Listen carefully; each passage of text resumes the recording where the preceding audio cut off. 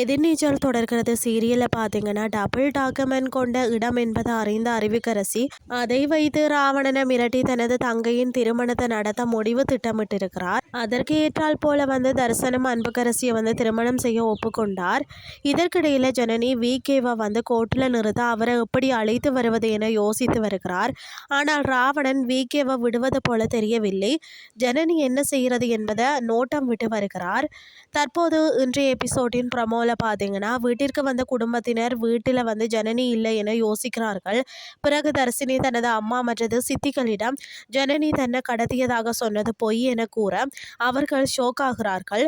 குணசேகரன் தன்னை பற்றிய உண்மை அறிய ஜனனி ராமேஸ்வரம் சென்ற விஷயத்தை கேட்டு செம கோபத்தில் ஒரு முடிவெடுக்கிறார்.